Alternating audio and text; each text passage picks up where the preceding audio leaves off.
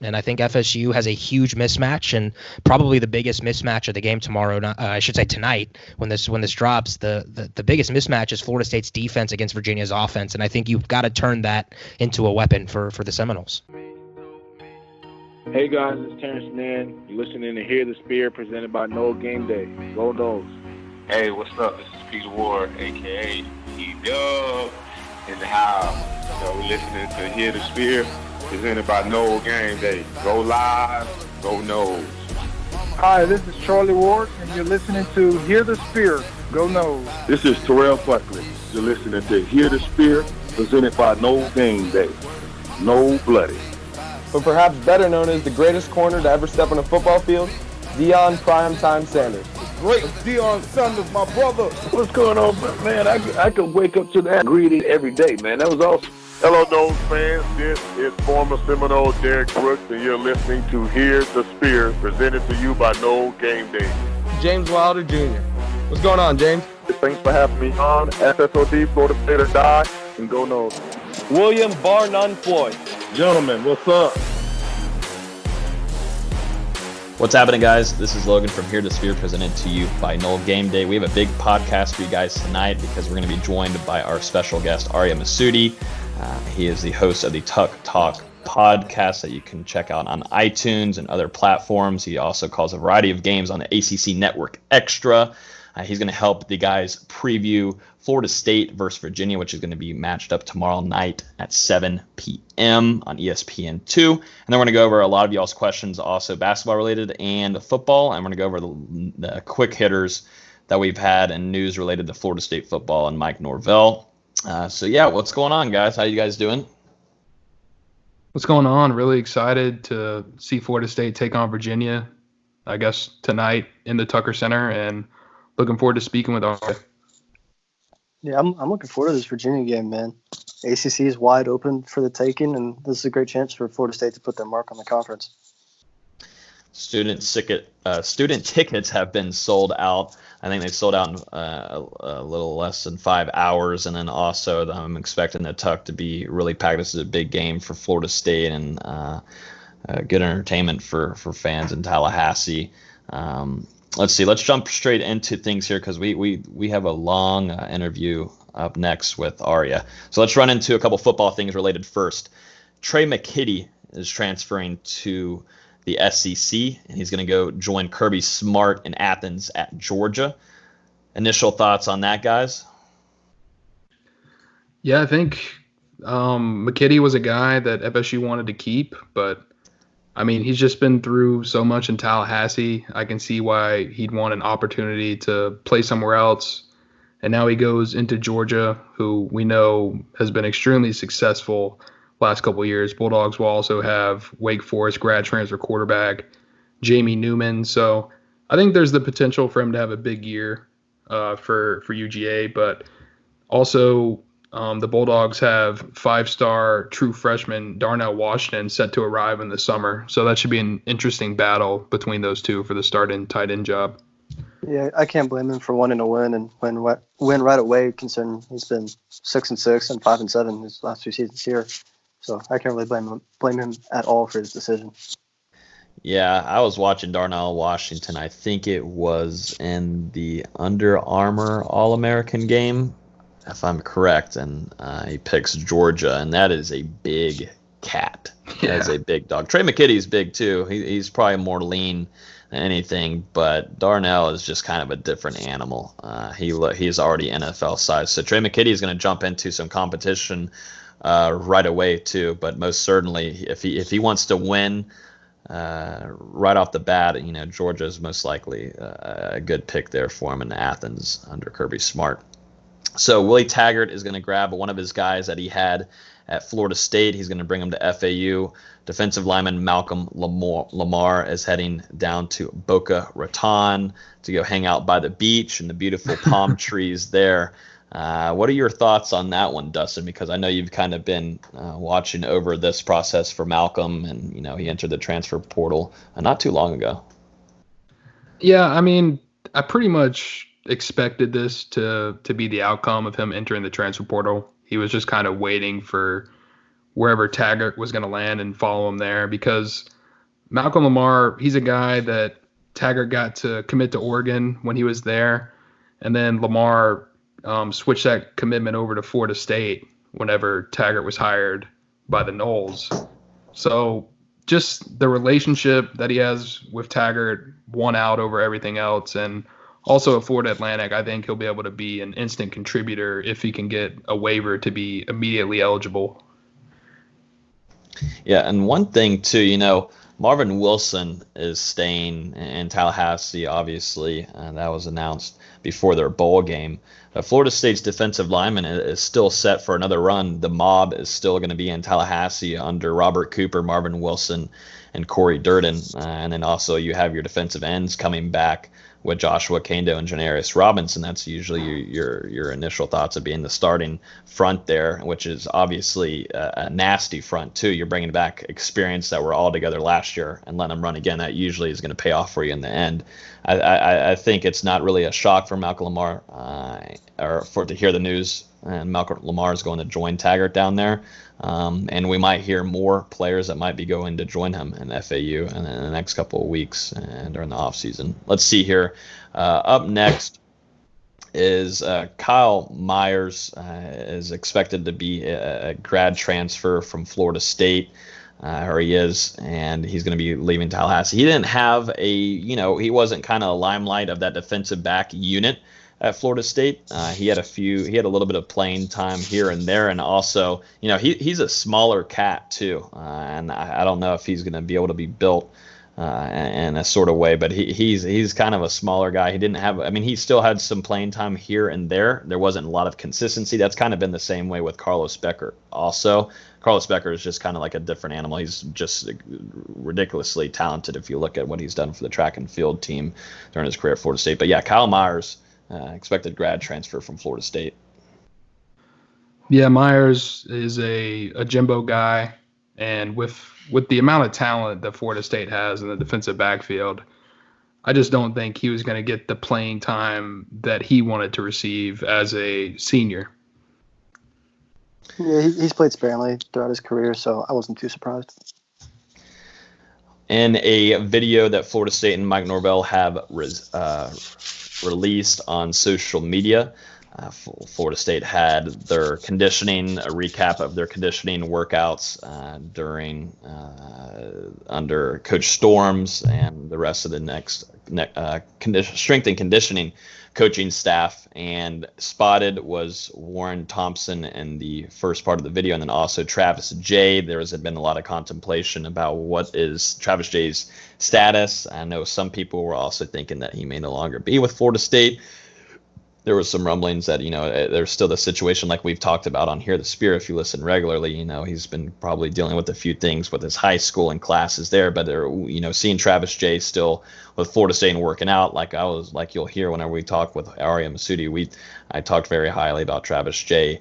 And I think he has a very high ceiling, and being there with Hakeem Dent. So having Warren Thompson there, obviously, who has kind of had, there was some rumblings also. He had some turmoil, and he did with Willie Taggart and company, possibly. Seeing him be there too, who was obviously gifted and talent-wise. Seeing both of these two guys here that should be able to play a nice role for Florida State if they do intend on, being able to stay at Florida State and compete. Yeah, it's really just more signs that it's looking like both of them will be at Florida State next year. Like you said, Logan, there's been some rumblings for both players that potentially they wouldn't be with the Seminoles in 2020. But that, it looks to be squashed at this point, I would say. Thompson, he's been on social media saying he would be back. Jay's been pretty quiet on social media, but I think everyone is expecting him to be in Tallahassee. I think Jay was always likely to play this upcoming season as long as he got his academics under control. I wasn't as worried as a lot of fans and outlookers were. Yeah. Warren Thompson, I'm a little more surprised about sticking around, but the depth is needed for sure. Yeah, I can see why you wouldn't be worried about Jay. He's a guy that didn't really commit to Florida State because of Willie Taggart, per se. I would say it's more because of the location compared to Madison County and all the other players that have come from Madison County to go through Florida State. So I think that was probably always the path for Jay, as long as he got his academics in order. And for Thompson, I mean, he's a little bit like Malcolm Lamar. That relationship with Taggart was huge during his recruitment. He was committed to Oregon, flipped to Florida State, just like Lamar. So to see him coming back, I think is big, because if he gets his head on straight, because really it's all attitude problems and things like that. If he can get all of that together, he could be a really solid wide receiver for Florida State. Yeah, and one thing about Travis Jay, I can't stop talking about him, but I love his physicality that he brings. He and both Akeem Dent, but usually, being close with Tallahassee and being nearby, and in Florida State is used to having those alpha males back there, and Travis Jay is one of them. He's going to knock the flying. I'm not going to say it because I already cussed a lot in the last couple of podcasts, but you know what I'm about to say. He'll knock you the flying blank out, and I love that kind of energy from any kind of player. That's all you saw in the earlier, 2013, 2014. You got some big dogs back there that just want to come down and friggin' hit you when you're throwing to the flats. So Travis Jay, I just hope everything works out. I think it is. I think it's on pace for that, and I think Florida State fans should be really excited and hopefully get to see him in Atlanta. Let's move on to the NFL playoffs, why don't we? So, shocking game for me. I'm pretty sure I picked the Ravens to win this game, but what in the hell happened there in Baltimore? Titans come away with the win. I was not expecting this whatsoever. I don't ever expect the Titans to win anything, really. So this is all just shocking to me. I don't know if it is to anybody else, but they come away with the win 28-12. The Seahawks lose to the Packers in Green Bay 28-23. Chiefs pull it out after a crazy first quarter and second quarter, it feels like. In Kansas City, 51-31. Mahomes is going to move on to the AFC Championship, and then also Dalvin Cook loses, and Austin also loses to the 49ers in San Francisco. And for what it's worth, Austin wasn't really predicting Dalvin Cook and the Vikings to come away with the win, right? Yeah, I said we were going to lose by 20, so losing by 17, that's a success in my eyes. That's a success. And you get rid of your offensive coordinator, correct? Yeah, he was hired by the Cleveland Browns, Kevin Stefanski. We're losing our D coordinator, George Patterson. He didn't really call play, George Edwards, my bad. He didn't call plays, but he was the defensive coordinator in title. We lost our defensive backs coach. We're going through some turnover, which I really wasn't expecting to go through this offseason, but it's also kind of needed. After a while, having the same staff over and over can get kind of stale. And the thing that really killed me was during the Minnesota San Francisco game, Scott Van Pelt tweeted that, of course, the Cleveland Browns are definitely going to hire Minnesota's offensive. I can't remember his name, so I won't say it, because they punted 7 times tonight. And then the next day, when he was hired by Cleveland, people were just laughing at that tweet. I thought it was pretty hilarious. But Cleveland's entire staff's going to be Vikings guys, supposedly, because their head coach is he's going to be their offensive coordinator as well. I'm pretty sure he's going to call plays there, but he's a Vikings guy. They're probably going to bring George Edwards over from Minnesota, so he's a Minnesota guy and the special teams coordinator. Mike Prefer, he was the special teams coordinator in Minnesota for years. So it's an entirely Minnesota staff, and of course they'll win before the Vikings do. Well, hopefully not, because we'd certainly love to see Dalvin Cook have some postseason success next year. Hopefully, we'll see what happens. But how about that Tennessee game? Because I don't think anyone, I don't know if anyone in the country expected the Titans to go into Baltimore and just completely dismantle the Ravens. I mean, this game, it wasn't even close. I don't think 28-12 even does it justice, because the Titans, they shut down Lamar Jackson. They made a Ravens offense that lit up the entire league this year, looked completely average. And then on offense, they did enough with Derrick Henry to pull out a huge win. And now they're going to face another team that no one's going to think they have a chance with in Kansas City. Yeah, and one thing, coming from a Steelers fan's side, I was just so sad to see that game happen to the Ravens. I was really sad for Lamar Jackson. After watching what he did to Florida State quite a bit ago, and then also see now it's kind of reversed. The Titans have to come in and just dismantle them. was really tough for me to see. I was really sad, and I actually teared up a little bit. And I sent some really sad texts to all my Ravens fans, friends, and my people at work, and I felt really bad for them. But honestly, that shocking. I think it's time to wake up. Titans also have a very good defense. They were able to take care of the explosive offense that the Ravens hold. And Hollywood Brown, man, he couldn't do much. And the defense, I think no one's really talking about. Everything's Derrick Henry, just because he's a monster and he's actually finding some success. And he can run over a linebacker and then also take on a DB at the same time. It's stupid to see. It just depends, though, with the Chiefs. The Titans are going to go to Kansas City. And I think they're going to be facing a different animal with Andy Reid. And I think Andy Reid will figure out a way to dice up the Titans. I don't know. It's just such a weird team. We've had Fisher on. Well, Fisher on here was our co-host, and I'm happy for him. I'm excited. I'm glad one of us from Noel Game Day has a team. It just sucks it wasn't Austin, but it's good to see Fisher. Get some. He hasn't had. He was just complaining, I think, this offseason about how terrible the Titans are and that he never gets to see a postseason game.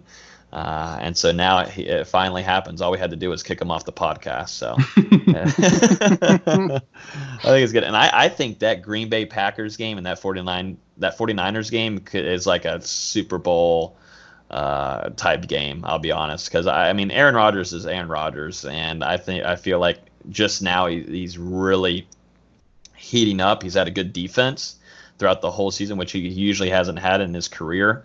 But now the 49ers and Bosa is just stupid good too. So I think we're getting a free Super Bowl out of this upcoming weekend, which we'll also note on and give our picks when we record our next podcast in a couple days. Yeah, I disagree with you there, Logan. I think Green Bay might be the most fraudulent team remaining in the playoffs. I think the 49ers are going to beat them by at least 2 touchdowns. Ooh. God, we can only hope. To hell with Green Bay. I knew that was coming.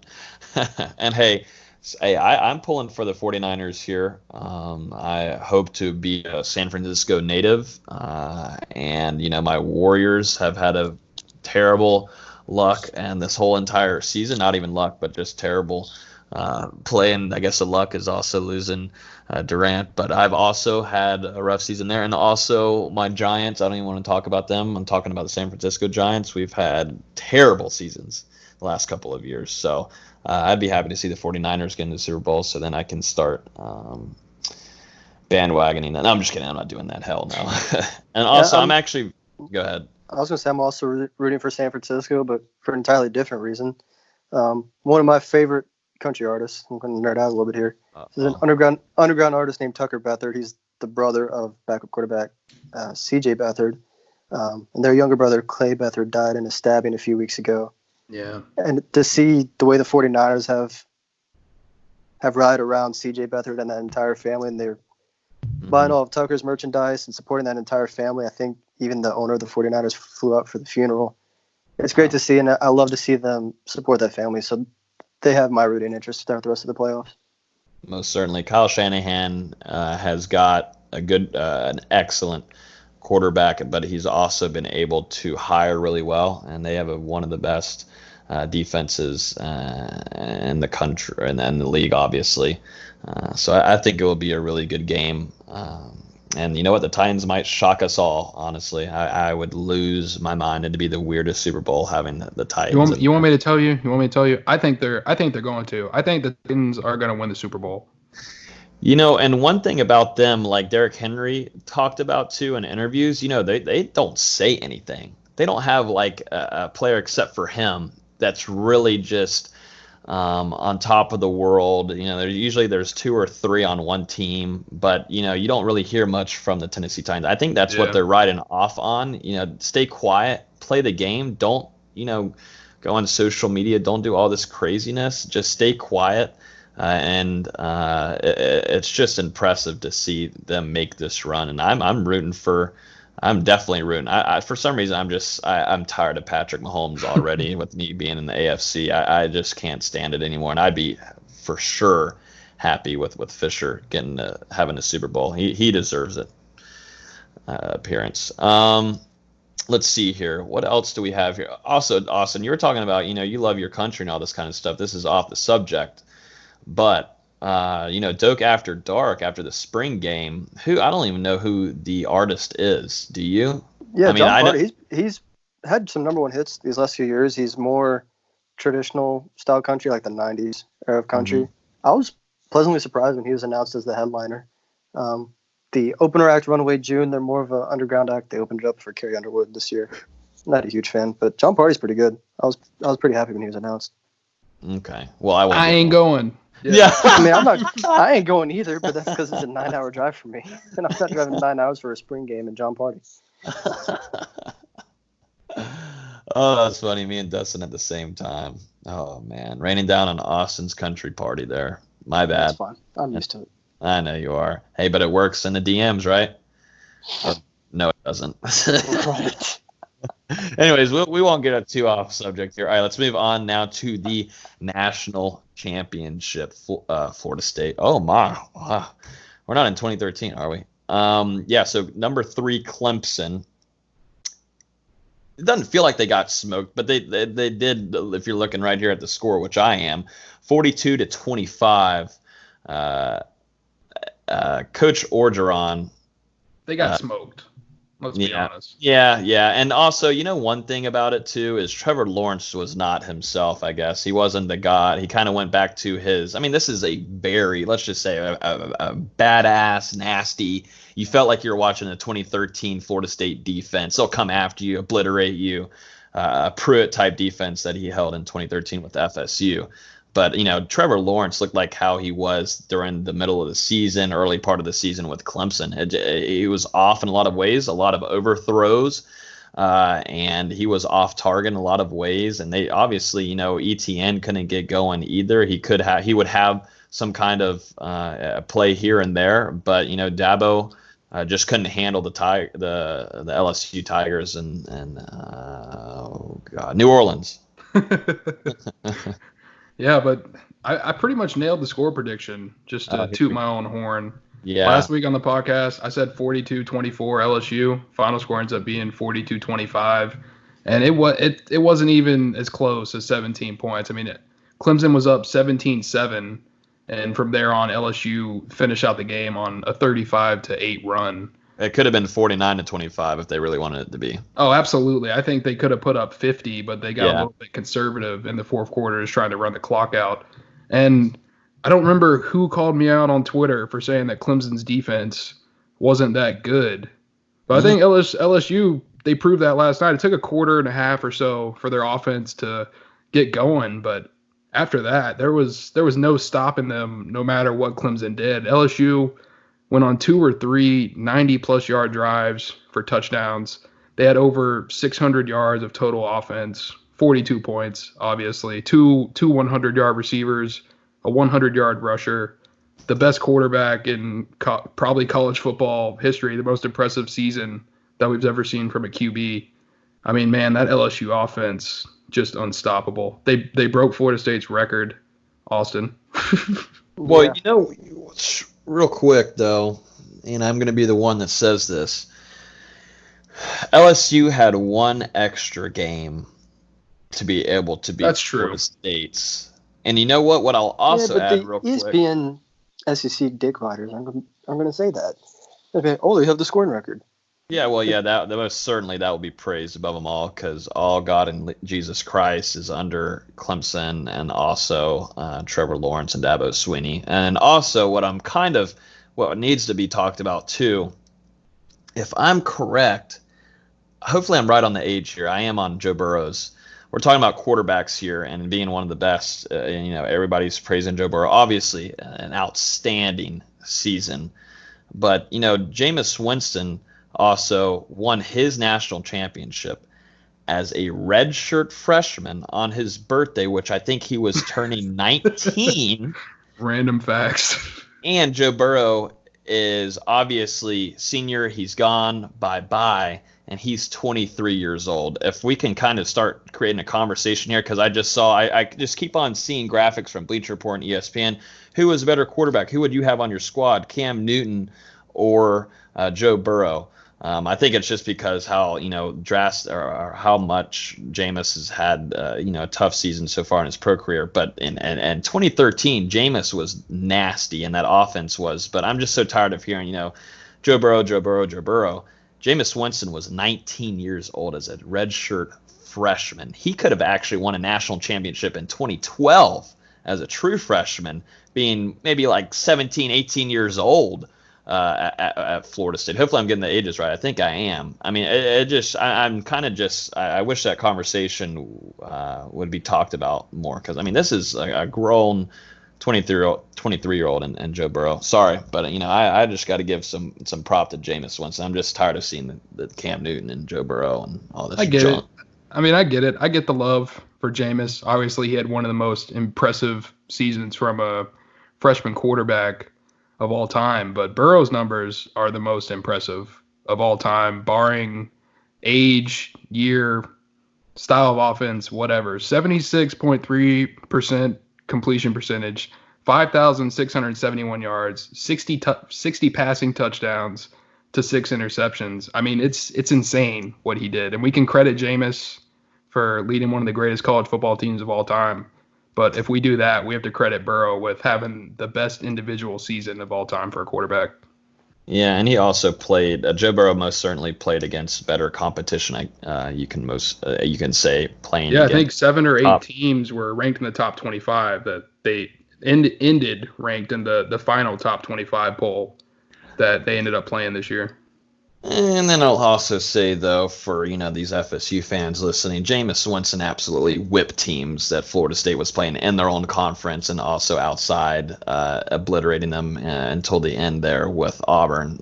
Florida State was thinking this was going to be a huge matchup in 2013 with Maryland, and that didn't really last long, maybe into half of the first and definitely the end of the first quarter. But so I'm just trying to be there for the FSU fans that are listening, so then I can, be on their good side for a little bit of this podcast. Yeah, I'm not trying to be an LSU homer at all, but I mean, just looking at his numbers, it's insane. Because just like Florida State, they didn't really have many close games. I think the closest all season was 7 points versus Texas. And then Joe Burrow's last 3 games are just absolutely ridiculous. They beat Georgia 37-10. They beat Oklahoma 63-28, and then they beat Clemson 42-25. All those games, he had 349 or more passing yards, 4 or more passing touchdowns, 0 interceptions in that 3-game stretch. So how much more are you going to suck them off? I'm just kidding. So here we go. I'll ask y'all real quick. 2013 FSU squad versus 2019 LSU squad. Oh, God. Wouldn't you pay a lot of money to go see that game? Oh, I thought you were going to ask me who's going to win. Yeah, I'd pay a lot of money to see it. No, that's not what I mean, if you want to comment on it, but let's do that for next week, because we already got a lot of stuff to handle. We'll talk about that one next week, and I'd be interested to see what our listeners think too. So we'll most certainly do that.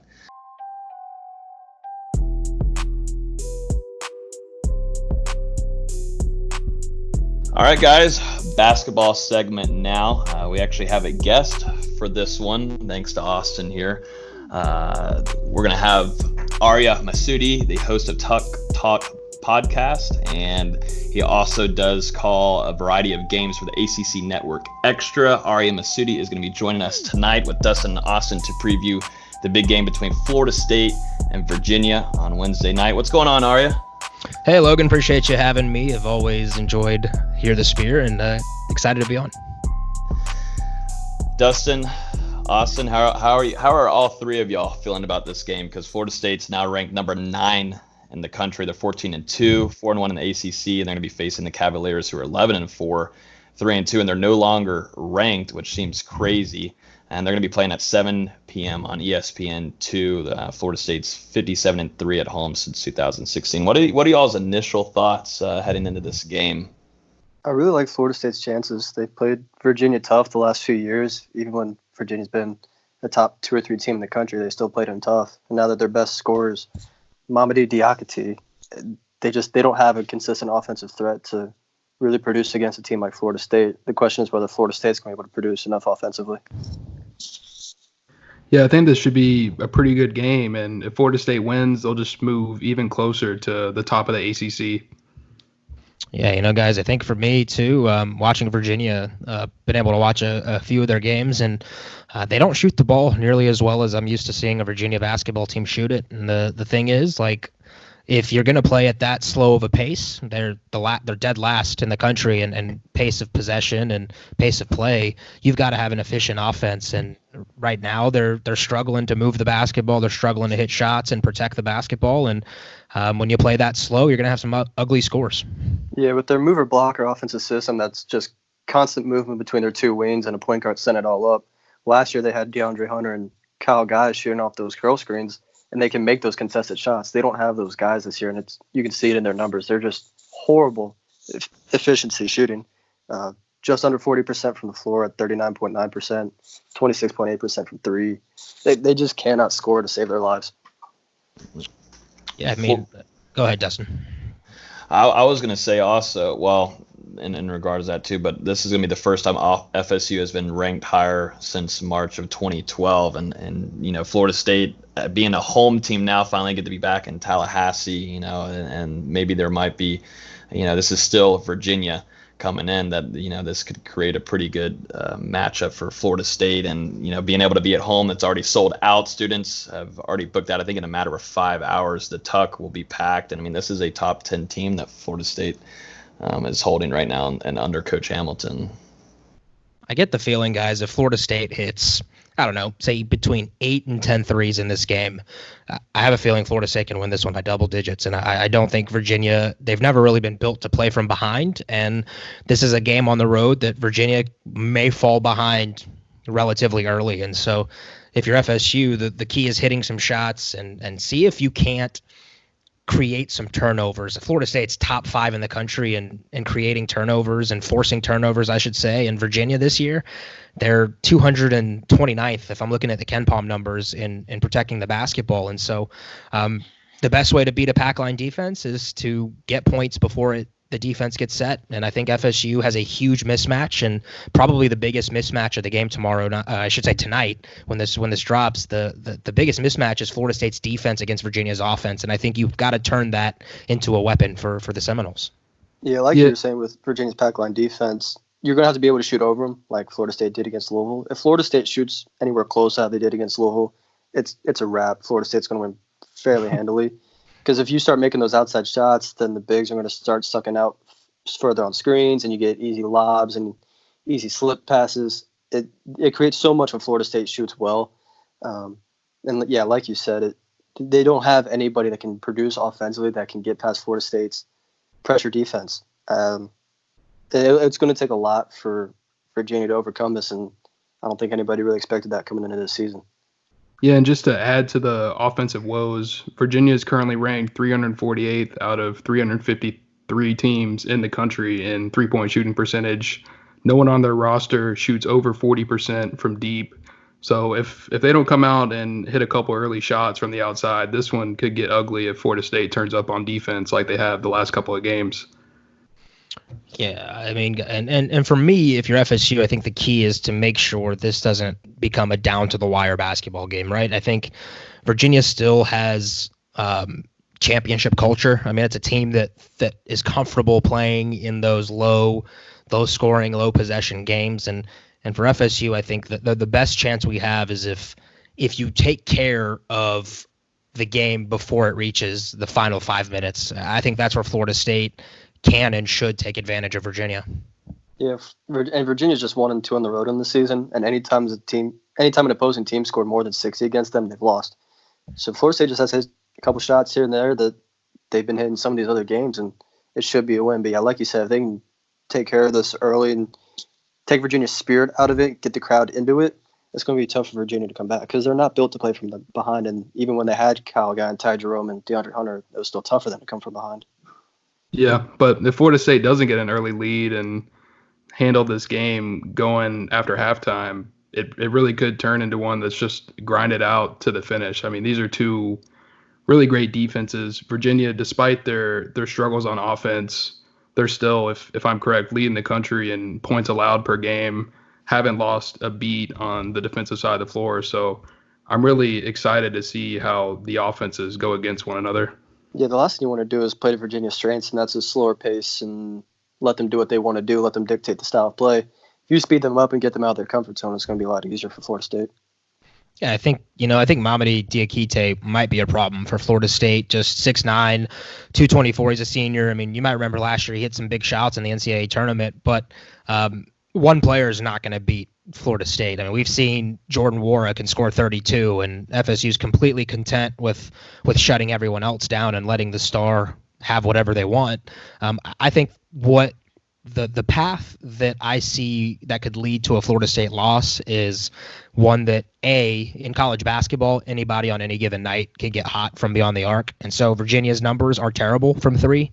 Like Dustin mentioned, one of the worst teams in the country in shooting, but on any given night, they could hit 10 threes. And that's what worries me tonight when they play Virginia, is that I just worry that it's going to be the team that hits, it happens against Florida State all the time where someone just gets hot and stupidly is shooting 25% on the year. And then on this night, they're 5 for 7. And you're like, well, we didn't really plan for this. And so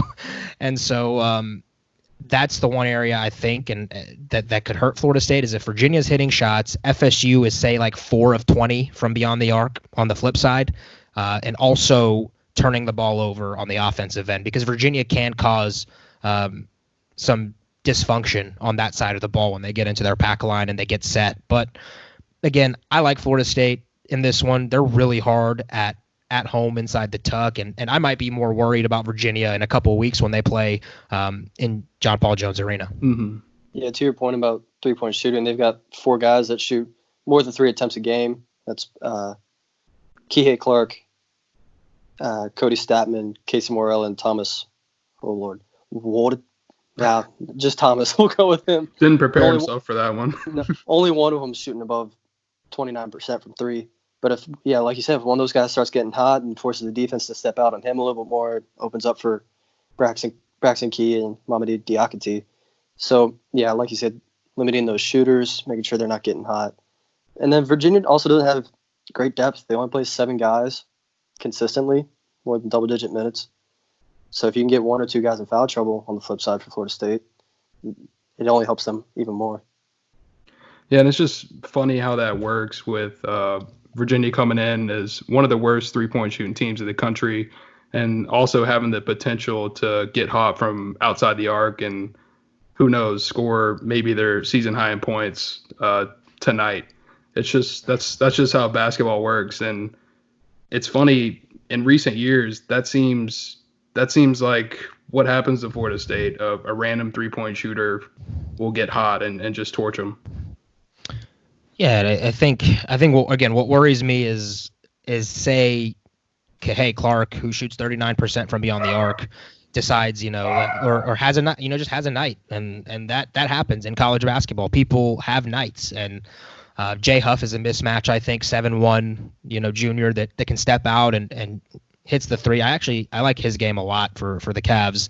And then Braxton Key is the Alabama transfer from a few years ago who's been asked to have a bigger role. I mean, it's still a Virginia team that has some talent, and they're more than capable of playing well. I mean, Tony Bennett's a great coach. They will play hard tomorrow night. I'm sure I can't remember the last time Virginia lost 3 games in a row, right? Like, they've been so good for so long that a 3-game losing streak is almost unheard of for the Cavs. But that being said, they got to go up against a Florida State team who I think if you take the Cavs seriously, which I mean, Austin knows this better than anyone, Leonard's going to have his team's full attention. But if you don't take the Cavs lightly, you make sure that you're the aggressor from the get-go, get the fans into it. It sounds like tomorrow night's going to have like 11,000 plus in the Tucker Center, just the way that things seem to be going. You let the crowd get into it, and I kind of see this could turn into a game that Virginia had back in early December when they went to Purdue and they lost at Mackey Arena. Like, I think it was like 70-40. They got blown out by Purdue. Yeah, 70-49, I believe.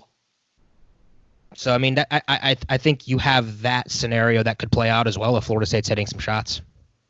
Yeah, and to your point about taking this seriously, in the past few years, Virginia's been a Coach Jones scout. and you know Jones as well. He takes everything seriously, and he's not going to play around. He's going to have these guys ready to go. And to your point about Kihei Clark, he's only 5'9". He's going to be, for the most part, matched up against 6'4" Trent Forrest, and you would think Forrest would be able to abuse him all night. So if you lack attention to detail and let Clark get where he wants to go, yeah, he's going to get off. But when you've got that length and athleticism on him, that, and even when they switch 1 through 5, when you put Malik Osborne out there, there's no guy shorter than 6'4" that plays. So I was really impressed. I was so impressed with Trent Austin when they played Louisville, and Trent completely commanded Louisville's guards. I mean, it was like they ran baseline screens, and Trent was coming across the free throw line, and there was nothing that those 6-foot guards could do against Forrest on that night. Yeah, and you're going to hope he can do the same against 5'9" Kihei Clark and 6'3" Casey Morrell. They've got some shorter guards, so you would hope he could do these same things against Virginia. Do y'all feel pretty good on that, Dustin? On the preview there? Or did we lose Dustin? He probably has his mic muted. Yeah, he does have his mic muted. Trying to get my dog to stop barking. I was thinking that there was a dog back there. I was thinking it was yours, Dustin, and you usually get pissed off if I'm on the phone with you if that dog barks. I feel really bad for the little pup. That's why I had to mute the mic. Can't bring that to the podcast. No, that's good content. Good content. So y'all are feeling pretty positive about Florida State against Virginia heading into this. No one's going to kind of go, no upset alert.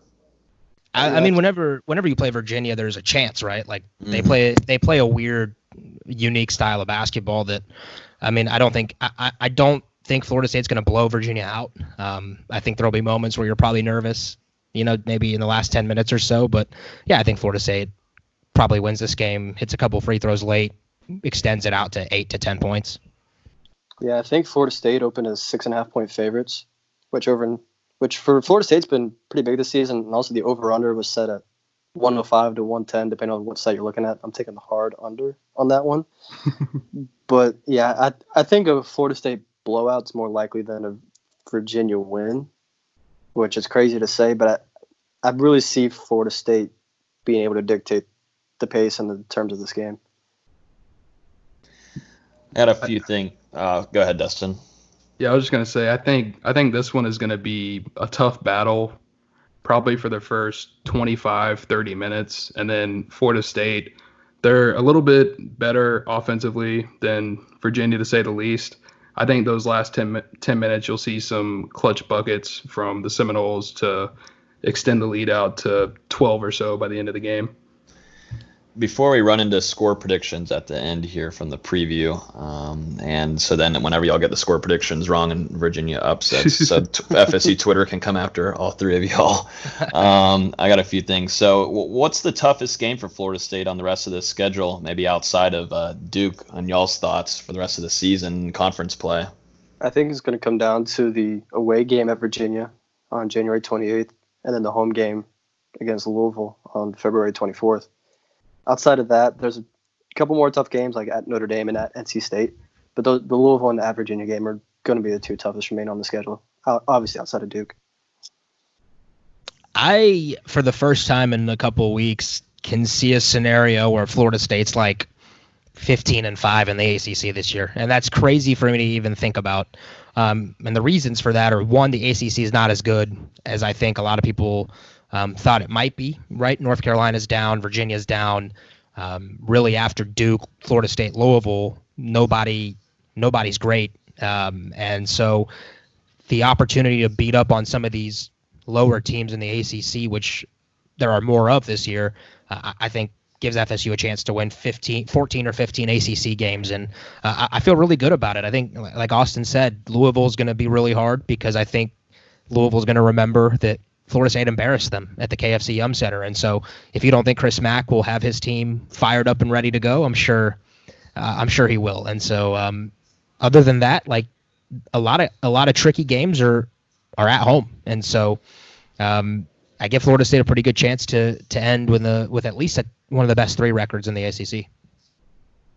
Yeah, just 2 ranked ranked teams remaining on the schedule as of right now. That could obviously change depending on how teams play going forward. I agree. The at Virginia game and the home game versus Louisville are probably the two toughest remaining right now outside of going to Duke.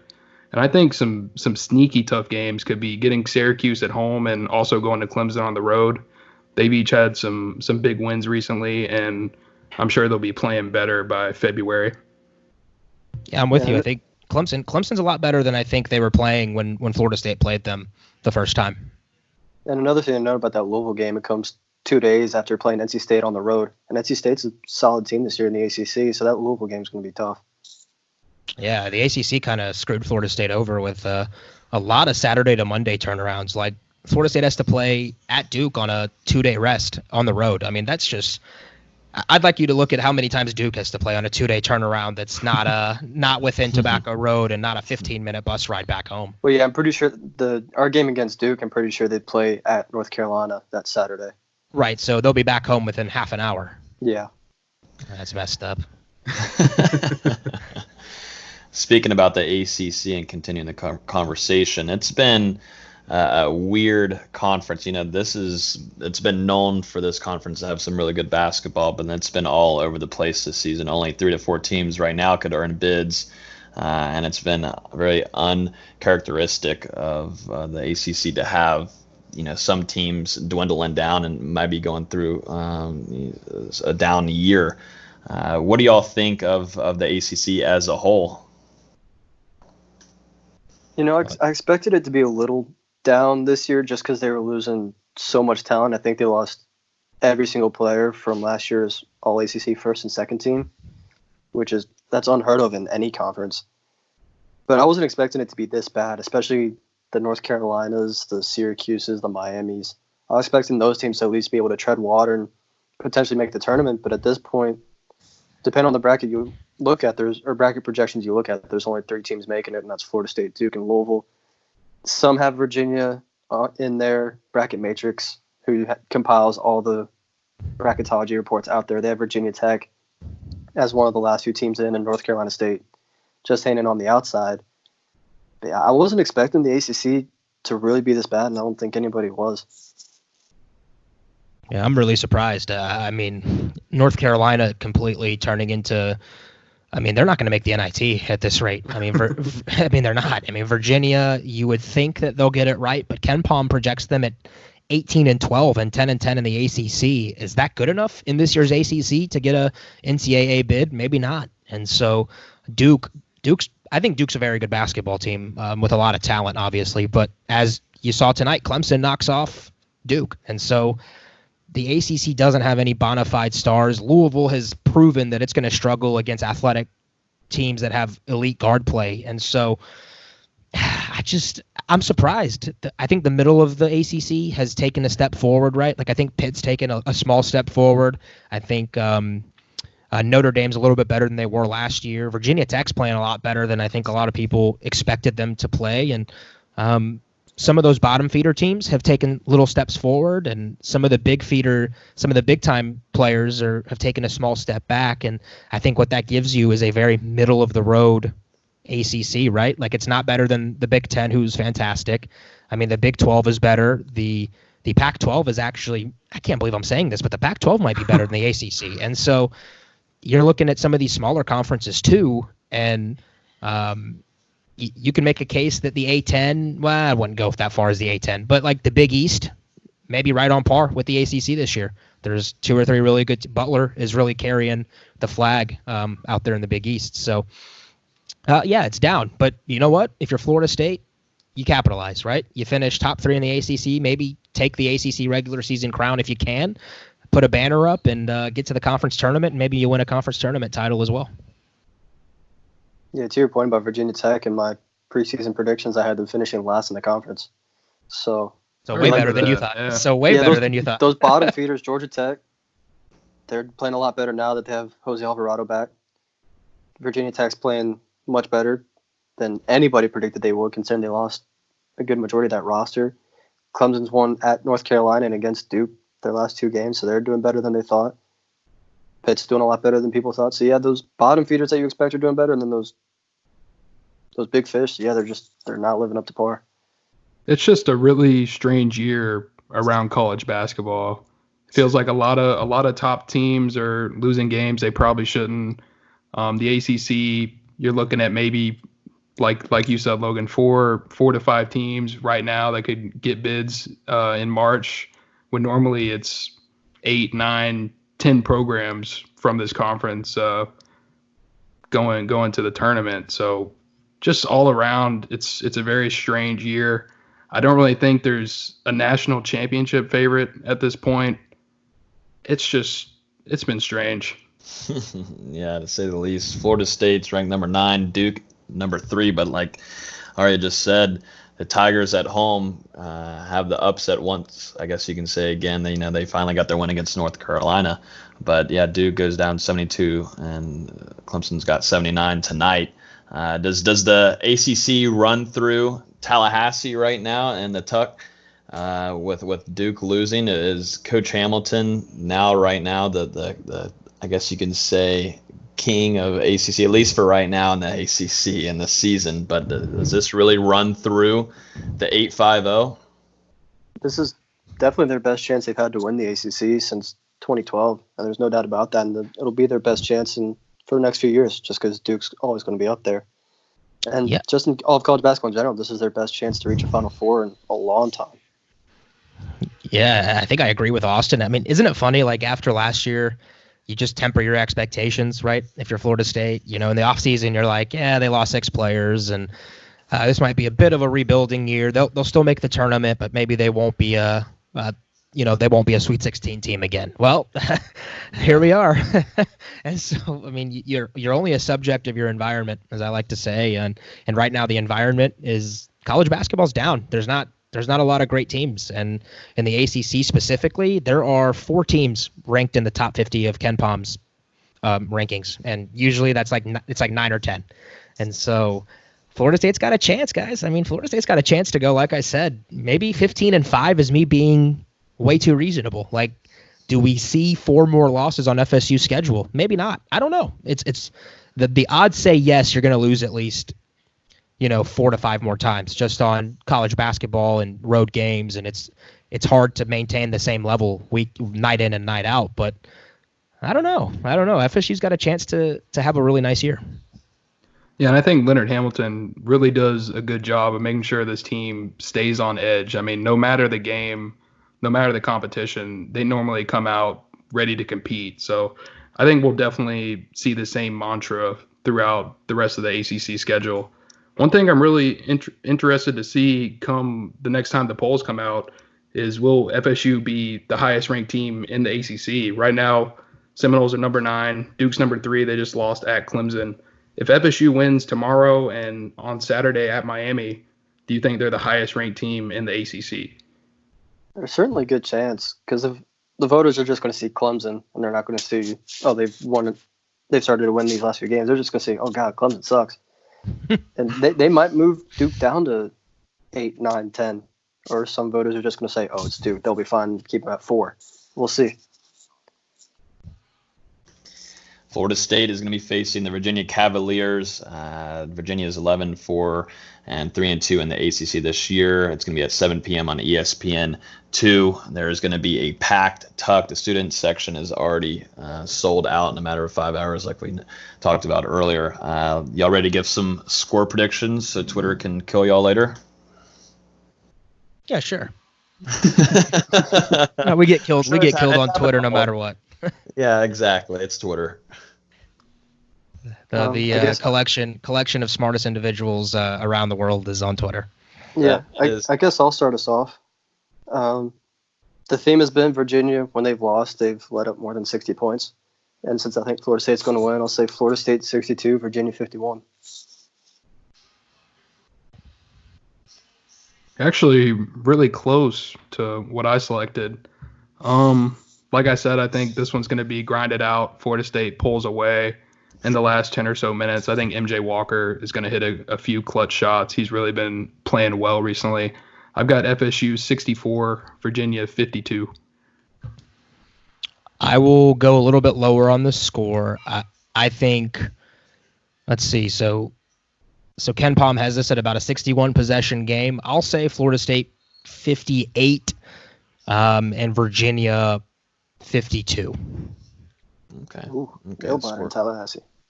But beating Virginia 58-52 is basically like winning by 12 over anyone else. Yeah, that's a 20-point win at Wake Forest. Yeah. Score predictions are in.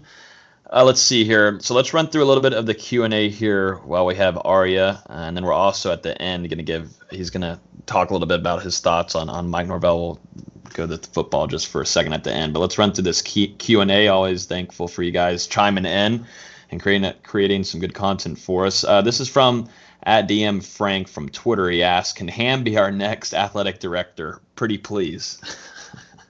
I think once Ham's done coaching, I think he's going to be done. He may be a great CEO when it comes to basketball, but I don't know if he'd want to oversee football and soccer and baseball and track and field and things of that nature.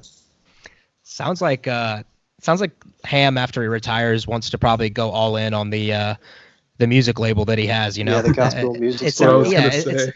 He's real passionate about it and he loves it. So I think that's kind of where all his eggs will be in that basket. Mm-hmm.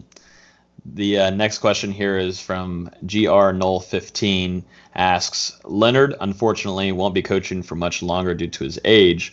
Who do you see being hired? Someone currently on staff, or will we go outside Seminole bloodline? Which is a pretty good question. I believe Austin and Dustin were discussing this last week before we started recording, thinking about who's going to be the next head coach once Leonard's done. And I think y'all had a name in mind. I know Austin did. Yeah, the belief around the athletic department is they want to go younger. Just because you're coming from a coach who's 70, 71 now, you want to get some fresh blood in there. I think Coach Stan Jones will get a look, as he should. He's been there long enough. He absolutely deserves an interview and a great chance to be the head coach.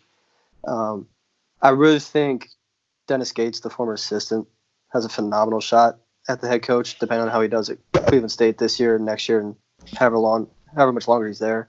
He's already surpassing expectations there. Granted, didn't have expectations this year because he had to put his roster together last minute. But I think Dennis Gates has a great shot. For the other assistant, Charlton Young, maybe. And Steve Smith, I don't think so. Charlton Young was the head coach at Georgia Southern, so he already has the head coaching experience, but he's better suited to be an assistant. It's just the way he is. I know fans in the past wanted Andy Enfield when he was at Florida Gulf Coast, but he's severely underperformed at USC. I would love to see Sam Cassell get an interview if he wants to come to the college ranks. But I really think as long as Dennis Gates does what he's supposed to at Cleveland State, he'll get the job. So hear me out on this. I think so. I agree. Since Austin already named basically most of everyone I was going to say, I think that's how it usually goes on this podcast. Yeah, that is how it goes.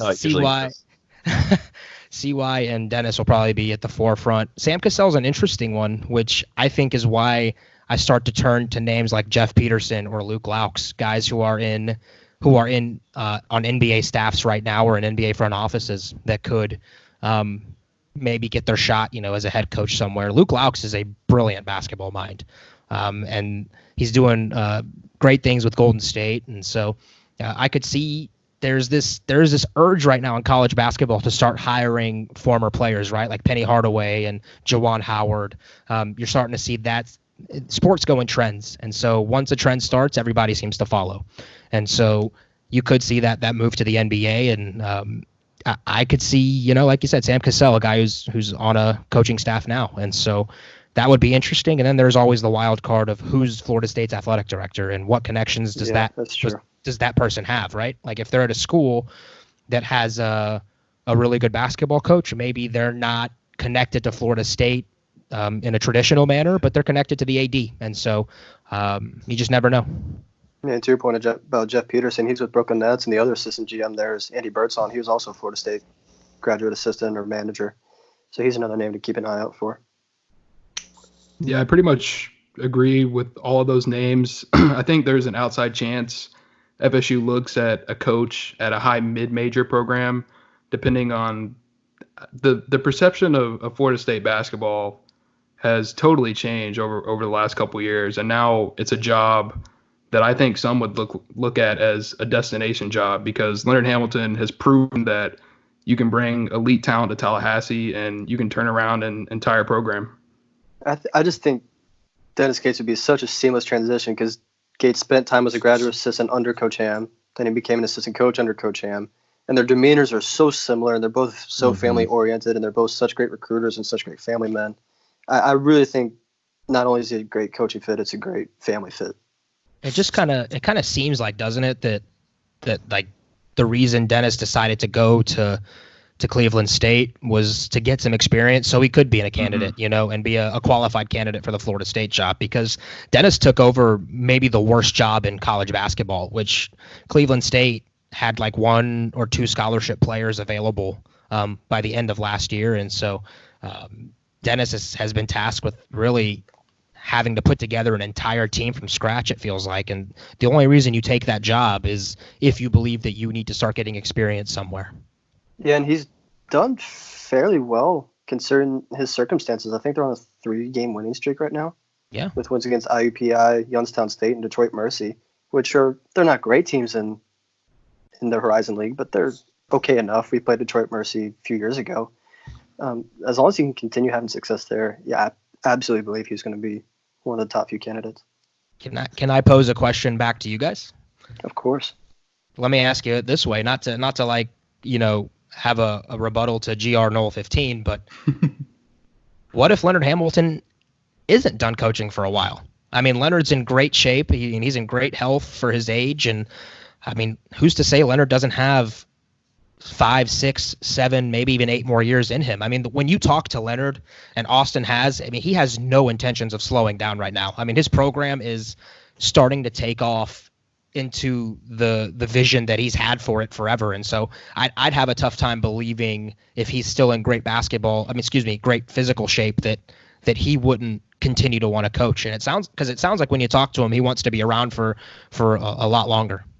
Yeah, when I was coming into the program, which was the John Isaac year, this was my belief. I don't know if it was around the rest of the building, but I always thought he was going to retire at the end of last season, the 2018-19 season. For some reason, I just always thought that was going to be his final stop. And then now that the program is becoming better and better and better, and they're consistent throughout not only the ACC but all of college basketball, 2 straight Sweet 16s, 3 straight tournament appearances, and a 4th on the way, I really could see him coaching for another 4 to 5 years.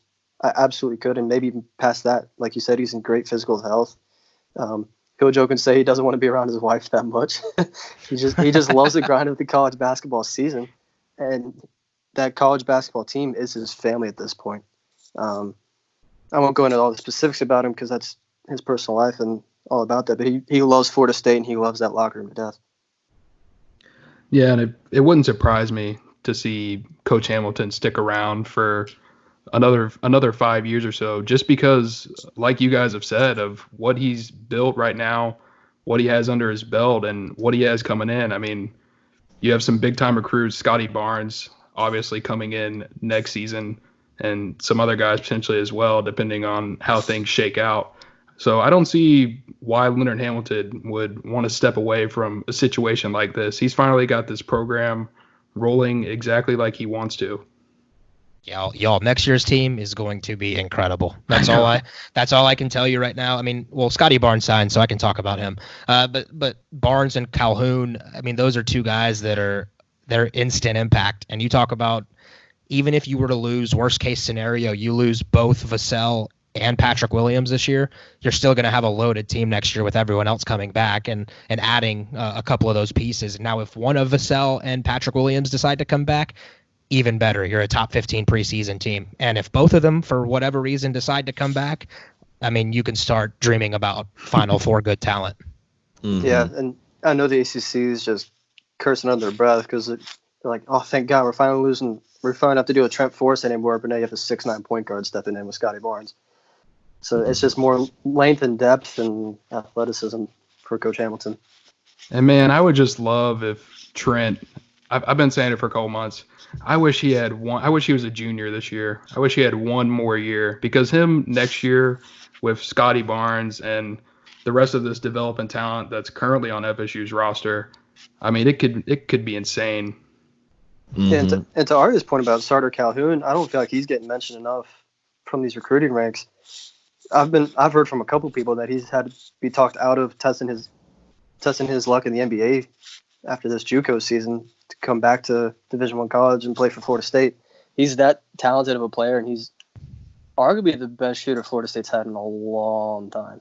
That's so funny that you mentioned that, Austin, because literally today I had a conversation with some people around the program that was going along the same lines of Sartor Calhoun can definitely test his professional abilities after this year, because he has been ridiculous. And I guess last week he went up against the number 1 rated JUCO player in the country and dropped 27.5 in one half against him while that guy was guarding him. And so there were 15 NBA scouts in attendance, and they all went, "Who the heck is this guy?" And I hope for everyone's sake that Calhoun decides to come to Tallahassee. Yeah, because even if you do lose Vassell and Patrick Williams, he can step into one of those spots easily. Yeah, you thought Angola Rodas was good? Oh my gosh. With Angola, he waited a year till people started really seeing what he'd become. I saw it that first year just because I was around him every day. But yeah, that second year he kind of blew up, and everyone's like, "Oh wow, this is what we got." But yeah, Calhoun's a different animal. This kid's a top dog immediately, right, for sure. Let's see. This next question is from AMP09K. Thanks for reaching out. He asks, or she, who wins 1-on-1 to 11? And I swear, Dustin, you always make me read these questions because I screw up people's names. So this is going to be Kihei Clark or Justin Linder. Is that right? Kihei? Okay, see. Kihei. There you go. You could have asked first. Well, I mean, you told me before we started recording that you wanted me to name off these questions. There's always something in here that y'all mess me with. So Kihei Clark or Justin Linder, 1-on-1 to 11. Who wins it? Clark's 5'9", Justin 6'1". Justin's shooting 100% from the floor. Clark is shooting like 40%. Linder has the nickname Stockton for a reason. I might take Justin. I might. I mean, how do you not take the GOAT here? Justin Linder, 100% from the field, 100% from the line, and 100% from three. I mean, he's only a junior. It's clear that Leonard Hamilton has got to keep him towards the end of the bench so he doesn't decide to go pro. So Linder all day. Look, you guys said Linder. I'm going to go with Linder too, just because, just to keep the JL train moving here. He's an awesome kid, and Austin, you knew him a little bit, just being around that program. But the kid, the locker room loves him as well as the rest of the Green Vipers. They're so important to what Florida State's been able to build, and I actually think having multiple of those kids kind of be together for now 3 years has been a big part of just implementing that culture that FSU now has. Yeah, to your point about him being popular in the locker room, his best friend on the team the last few years was Chris Kamaji. It made me laugh every time I saw them together because Kamaji's this gargantuan human being at 7'4".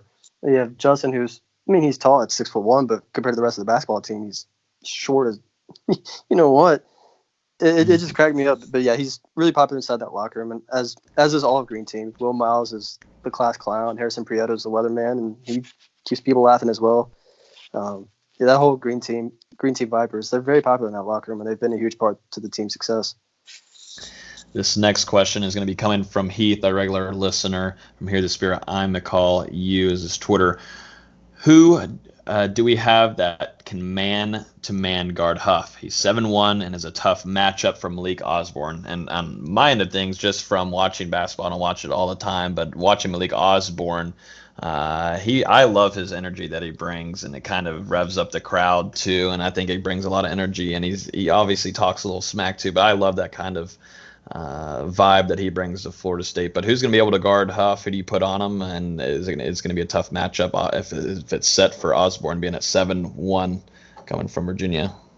I think the answer is right there. I think Malik Osborne can match up with Jay Huff. He's got the athleticism and wingspan to match that overhead shot that Jay Huff has. And I don't think it's going to be that much of a tough guard. Obviously, Jay Huff can stretch out the three, but he's not that great of a rebounder. If Balsa was healthy, I would have said Balsa can match up with him, but it should be just a fine matchup for Malik. Yeah, when I've watched Huff play, I mean, he seems to like to kind of play outside, be on the arc at times, and shoot the three ball. And if that's the case, then I think, Florida State can switch 1 through 5 on him out there. And then when you get down low, look, I mean, Florida State's defense, it converges. I mean, that's the whole, the help side defensive principles. Every time a ball comes down low, Florida State, first off, they front just to make the entry pass nearly impossible. And then if it does get down low and Huff tries to do anything, around the rim, FSU's so good at converging, which is why they're top 5 in the country in blocks percentage. I mean, it's coming from literally everywhere. And so I expect them to help on Huff a little bit if they get into some tough positions. But, I mean, FSU's going to be fine, I think, switching 1 through 5, because I actually do believe tomorrow I keep saying tomorrow night, but I know it's tonight. and I think FSU's going to disrupt Virginia's offense and disrupt their guards so much that there's going to be some tough times trying to get the ball to Huff. Yeah, and I think Malik Osborne, he's just been a monster on defense for Florida State over the last couple weeks. I mean, you've really seen his transition into the system after sitting out last year. He brings the passion, the emotion, the physicality. So no matter who you put in front of the guy, I think he's the best defensive big on FSU's roster, and he'll relish any challenge. Yeah, this has basically become a Malik Osborne fan podcast at this point. We've gushed over him a lot these last few podcasts, and I'll continue to gush over him throughout the rest of the season. He's just been a phenomenal player for Florida State. Next question comes from Mitch_Cobb. Do you see Balsa developing quick enough by next year to see him absorb some of the small ball minutes? Seems like we can almost switch all 5 when he is in. We're kind of already switching all 5 right now when Malik's in. And we're even when Dominic's been in, we've still switched 1 through 5 from time to time. I don't know. Small ball has really worked for Coach Hamilton this year, and it hasn't for him in the past. So we'll see if he starts to change his mindset going into next season. But the development of Balsa is obviously going to be huge for the team. Yeah, I'm with you 100%. I think defensively we'll see what Balsa turns into, but offensively, I think Balsa's going to play in the NBA one day. I love all of the foundational stuff that he does. He's a soft touch. He has a basketball IQ that is so good for. I don't think we've had a big who's come in as a freshman and had this level of feel and basketball IQ as a freshman. I mean, he does some things where you're like, man, I haven't seen that before. And for a guy who's 6'11", and so Balsa's athleticism is so underrated too at his size, and I think he had, like I said, he has the touch from the free throw line for me to believe that he'll be able to add a jumper sooner rather than later, and maybe even stretch out beyond the 3-point line. I see, again, I'm not going to compare him to Kristaps, right? Like Kristaps is Kristaps, and Balsa is Balsa, but I see remnants and shades of Kristaps' game with Balsa, and I actually think Balsa can turn into that with the proper development. He's got the best hands we've seen from a Florida State center, and who knows how long. Cause we've always complained, why can't Michael Ojo catch? Why can't Boris Bujanowski catch? Why can't Keel Turpin catch?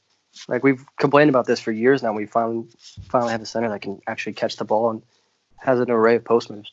Well, Austin, that's what top 60 recruits do. It's the first time FSU's had a big that's not a project. You haven't had to teach him the game of basketball. I mean, Boris was skilled, but his body was just so not ready for the college game that he was never really able to get into his arsenal of skills because, again, his body just couldn't handle it. But Balsa's, there's a reason Louisville and LSU and all these other schools were after Balsa, and there's a reason that Will Wade is in trouble at LSU for trying to pay Balsa to come to his school. That was a part of the FBI probe. He's the first time we've had a defensive project. He is a defensive project. He is, and it's like the complete opposite. Has the offensive game, and you have to teach him defense. But I think the trade-off is one Leonard will take. Oh, absolutely. Yeah, I'm really excited to see what Stan Jones can do with him over the next couple of years. I think Balsa is going to end up being the best center to come out of Florida State since at least Bernard James. Yeah, I agree with you. I think his ceiling is ridiculous, and I'm excited. That's one of those players that I can't wait to watch. And it sucks that he's out for a couple more weeks. Leonard said he's out for a while, and so he took a pretty hard spill against Georgia Tech and fell. It looked like he fell on the tailbone, and those are tough to recover from. Sometimes it takes months. Drew Knowles asked the next question from Twitter. He asks, thoughts on increased minutes for Harrison Prieto with Balsa supposedly out for an extended period of time? Thought he brought a lot of energy. Harrison's a very smart player, and he's been in that system long enough to where he knows where he needs to be at all times. He may have had 2 fouls or 3 fouls in the Wake Forest game, but damn it, he should have had 3 blocks. I will stand by it. He doesn't have the athleticism and the length that Coach Hamilton wants down there. And I don't expect him to get minutes unless Florida State gets in foul trouble with the bigs. It was just a rare occurrence where you had Turk, Malik, and Dom all 2 fouls early in the first half. So Harrison had to get extended minutes. I don't think we're going to see much more of it, but I wouldn't complain because Harrison's awesome. Yeah, I think if anything, he's given the staff some confidence that if you do get into a situation where you need some people to give you a few minutes here or there, you feel comfortable putting Harrison in, and he'll stick to his defensive assignments. He'll play tough, and he at least won't hurt you when he's in the game. And so that's a nice plus and a nice positive to have. And I think it only complements the depth that Florida State already can put out on a floor. Yeah, I agree with everything you guys just said, and I honestly think Harrison might be a better fit with the small ball lineup than Dom at this point. This next question is going to be coming from Michael, the last one. Michael Skloss asks, path and likelihood of being a 1 seed in March. I know we talked a lot about Duke, and they just lost to Clemson, but it's a crazy year. What do you guys think about Florida State having a chance at being a number 1 seed heading into March Madness in a few months? So Michael asked the same question to us on Tuck Talk today, so he's going to hear me say he's going to hear my answer twice, and so you get a full dose of Ariya, Michael. Congratulations, you win the Twitter lottery. But look, I think the 1 seed, there's a couple ways, right, that you can be a 1 seed. The easiest is win out. If Florida State wins out, they're a lock to be a 1 seed. I mean, a team that's 31-2 or 30-2 or whatever that record will be when the season completes, or in the ACC, win the ACC tournament, you're a lock for a 1 seed. Now, none of us can predict that because it's basketball and it's tough to just win out the rest of the season. I think beating Duke at Duke would be pretty important. I think finishing Louisville at home, beating Virginia obviously at home, and I think probably a deep run in the ACC tournament as well. Somewhere in the range of I don't know, say you don't have any more than 4 losses on the year to finish, and you've got an ACC title, at least finals appearance, or a ACC tournament title crown. Maybe have the ACC regular season championship under your belt, because it's not just about your resume. It's how does it compare across the rest of the country. And Baylor right now is playing really well. Kansas will be in the mix. Duke will be in the mix. Gonzaga will be in the mix. And there's a lot of teams, right? Michigan State could be in the mix towards the end of the year. But yeah, I think for Florida State, you've got to probably continue to win some of these marquee quadrant 1 games, because come on, Florida, like the Gators again have made the non-conference win seem not that impressive. And that was a game we were all banking on, right? Like that was going to be a marquee win. Tennessee and Purdue were going to be marquee wins, and now Tennessee's not even close to what we thought they'd be. Purdue seems kind of like an enigma. And so it kind of seems like non-conference schedule didn't do us a lot of favors, and you got to probably hit on some of these ACC games down the road. Yeah, and to those point about quadrant 1 games, there's not that many just because the ACC is so down this year. At Louisville is going to be a quadrant 1 lock. Duke's going to be a quadrant 1 game. At Virginia's a maybe. And that's a strong maybe. At NC State's a maybe. But that should be. And then home against Louisville will be. At Notre Dame's a maybe. So you only have maybe ACC 5 tournament. more quad 1 games. Yeah, and then the ACC tournament, obviously. So you have 5 to 7 quadrant 1 chances left the rest of the season. Florida State's going to have to only lose one of those if they really want a chance at a 1 seed. But being a 1 seed, let's be realistic, it's unimportant. It doesn't matter. I agree when it comes with to the NCAA tournament. Root for the Gators, right? Like, I know you don't want to, but like that's your best non-conference win. You need them to be good. Plus, we need them to keep Mike White. Win, Florida, win. Yeah, and like you said, Austin, being a 1 seed, it's not very important. If Florida State, if they play like they've been playing to this point, and let's say they lose 4 more games or so for the rest of the season, which honestly is it could happen with the way the schedule is currently lining up. They get in as a top 4 seed regardless. So the thing that matters the most to me is that they're playing their best basketball in the last couple of regular season games and heading into the ACC tournament so that they're hot in the big dance. And hopefully healthy, because last year you had Trent was banged up all season. Phil was banged up all season. David got hurt in the tournament. Devin got hurt in the tournament. As long as Florida State can stay healthy going to the tournament, they're going to be able to compete against anybody, no matter where they're seated. I think that will conclude the rest of the basketball talk here. I think y'all did fantastic giving the preview and answering these questions. Let's jump a little bit here to end off the podcast with Ariya. This has been a crazy and hectic last couple of months as a fan, also covering the team. But Florida State has made a change at the head coaching position.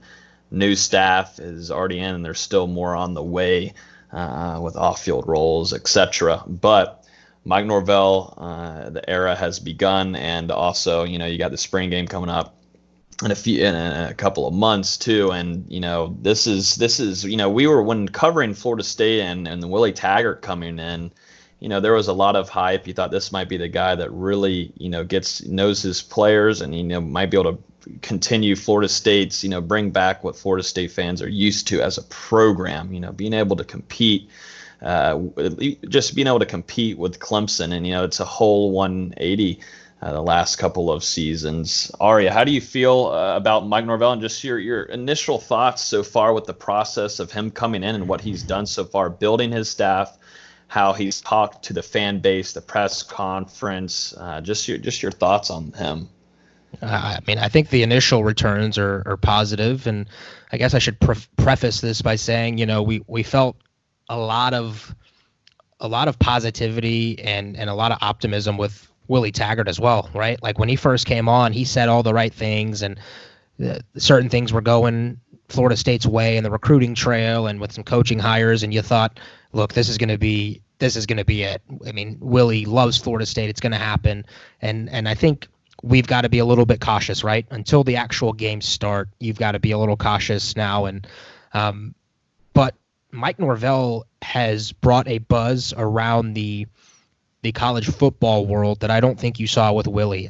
I think the best way to gauge how good someone can be or what kind of respect they have is what the coaching world thinks of them.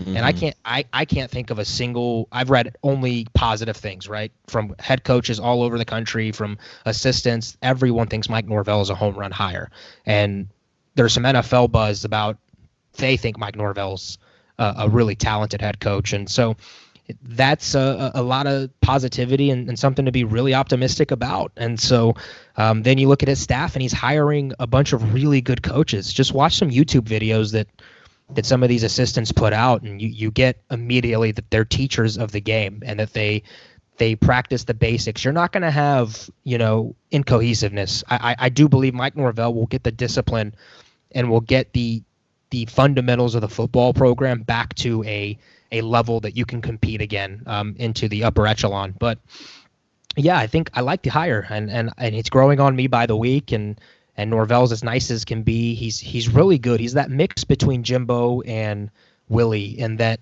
he's got a real charm about him with the media and with the outside world, and yet he is a perfect amount of serious and a perfect amount of dedicated to the job. And no nonsense, and he'll make sure that he lets you know that he cares about you, but he's also going to whip your tail if you're not ready to play. And one of the things I loved is a coaching seminar that he did. I think it was like last week, and I had a buddy of mine who was in there, and he said he's going to actually do a lot of psychological things with the team, and there will be reasons behind it, and it's all to build mental toughness, to make sure that kids are sacrificing and believing in a bigger picture idea, with everyday details. And I thought that was really interesting. And so I'm looking forward to it.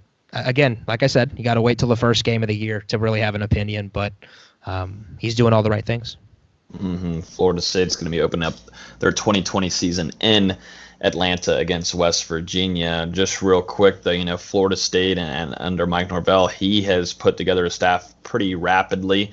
And, one unique thing to me is that a lot of these players will just kind of through whatever they were doing at whatever university and said, yes, I want to come coach with you. And I think that just shows you right there that they believe in him, because these coaches, there's money involved in it. They're going to get paid, but they want to have a ring. They want to put a national championship and put a ring on their finger also. And so they do believe in what he's saying and what he had when they were coming to coach with him at his previous stops too. They dropped their bags and ran to Tallahassee. But out of this coaching staff that he's built, who kind of excites you the most for Florida State, and what maybe needs to be fixed, or the Florida State struggled in the linebacker department, obviously the offensive line department, but then there's other areas too that Florida State, even the defensive back situation, defensive back university is no longer held in Tallahassee. What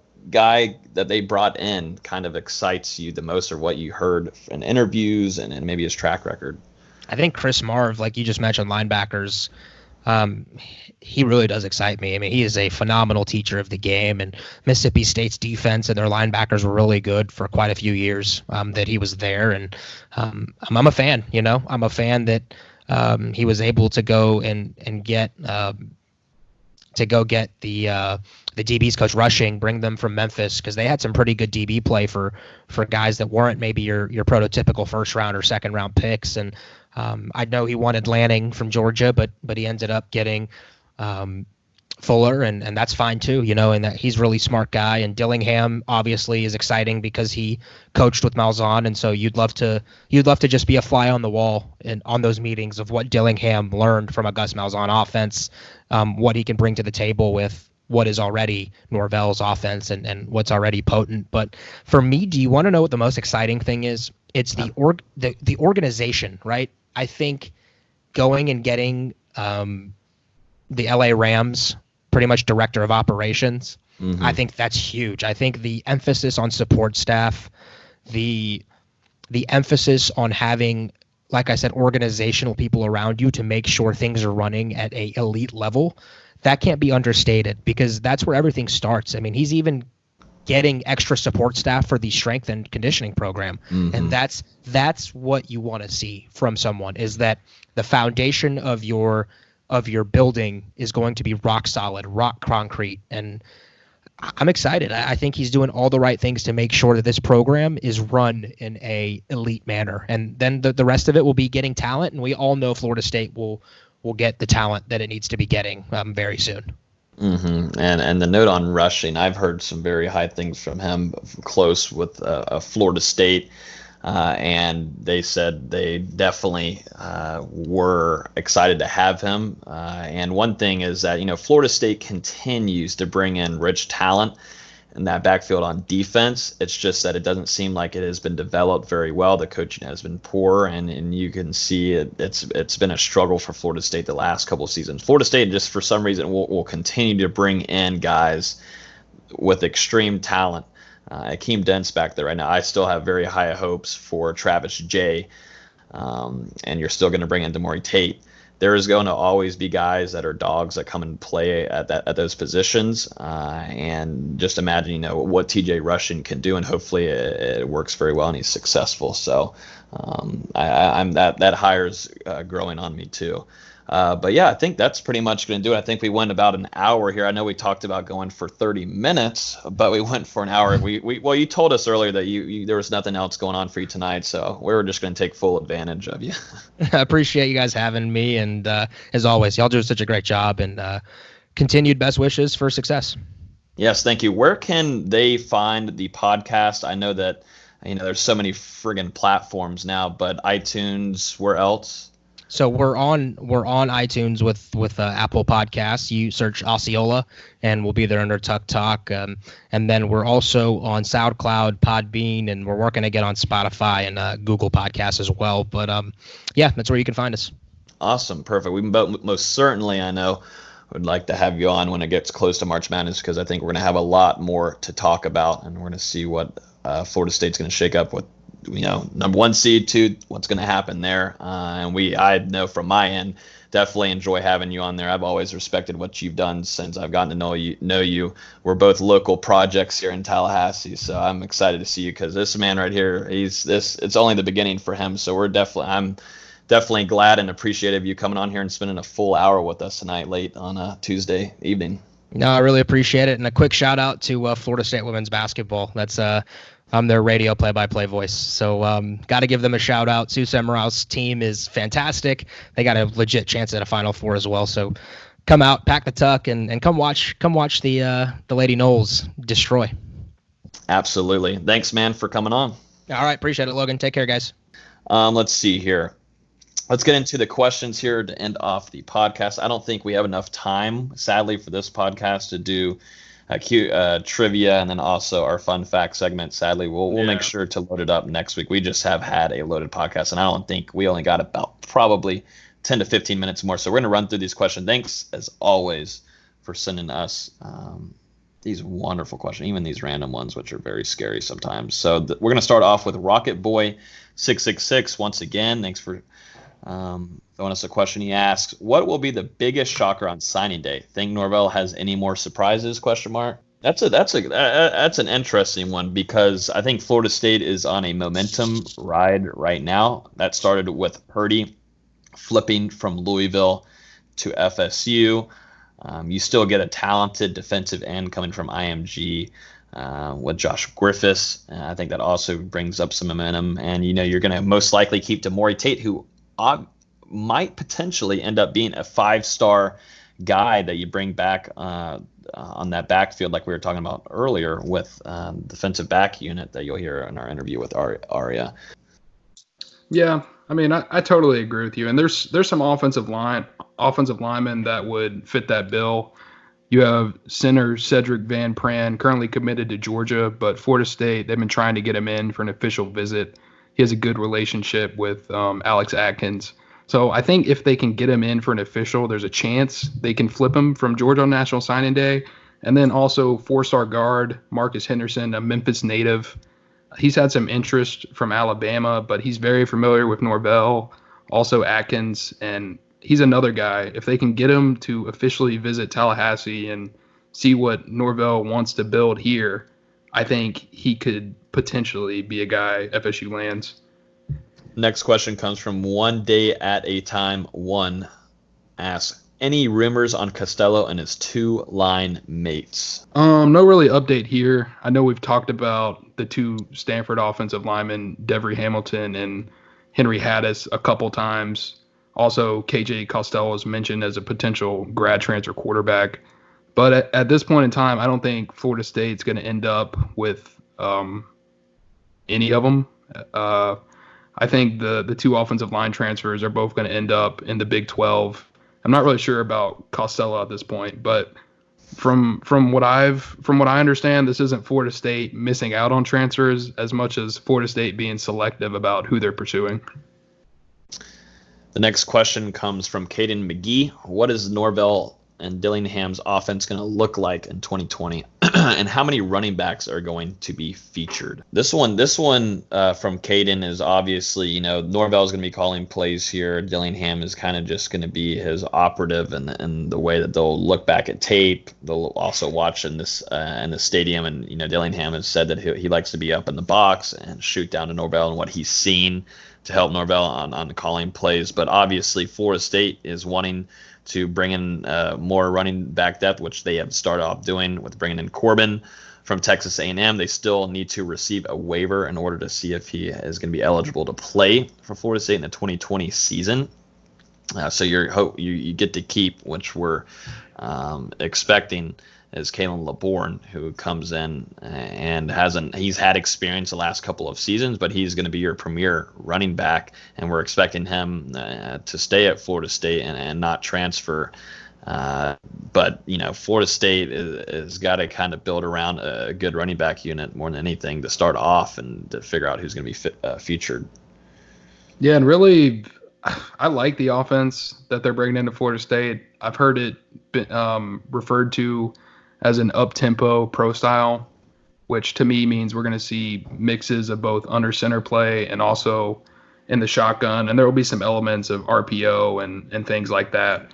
Running back wise, I think you're probably looking at 3 guys that are going to be in your main rotation. Last year at Memphis, Memphis's running backs, their top running back had 231 carries, and then they also had 2 running backs. One had 78, another one had 62.